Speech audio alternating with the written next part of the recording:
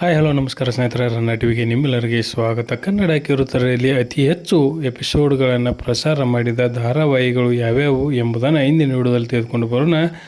ನೀವು ಸಹಿತ ಕನ್ನಡದ ಧಾರಾವಾಹಿಗಳನ್ನು ಇಷ್ಟಪಡೋದಾದರೆ ಈ ವಿಡಿಯೋಕ್ಕೆ ತಪ್ಪದೇ ಒಂದು ಲೈಕ್ ಮಾಡಿ.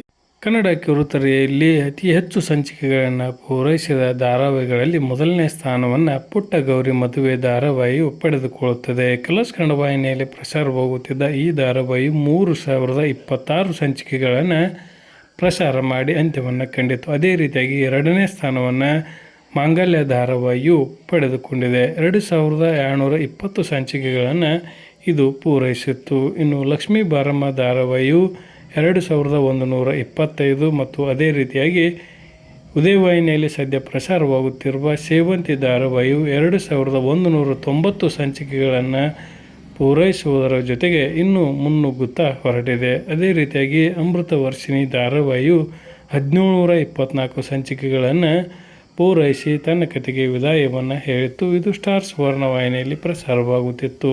ಇನ್ನು ಅದೇ ರೀತಿಯಾಗಿ ಅಗ್ನಿಸಾಕ್ಷಿ ಧಾರಾವಾಹಿಯು 1588 ಸಂಚಿಕೆಗಳನ್ನು ಪೂರೈಸುವುದರ ಮುಖಾಂತರ ಅತಿ ಹೆಚ್ಚು ಸಂಚಿಕೆಗಳನ್ನು ಪೂರೈಸಿದ ಧಾರಾವಾಹಿಗಳ ಲಿಸ್ಟ್ನಲ್ಲಿ ಇದೆ ಎಂದು ಸಹಿತ ಹೇಳಬಹುದು. ಇವುಗಳಲ್ಲಿ ನಿಮ್ಮ ನೆಚ್ಚಿನ ಧಾರಾವಾಹಿ ಯಾವುದು ಎಂಬುದನ್ನು ಕಮೆಂಟ್ ಬಾಕ್ಸಲ್ಲಿ ತಿಳಿಸಿ. ಧನ್ಯವಾದಗಳು. ನಮಸ್ಕಾರ.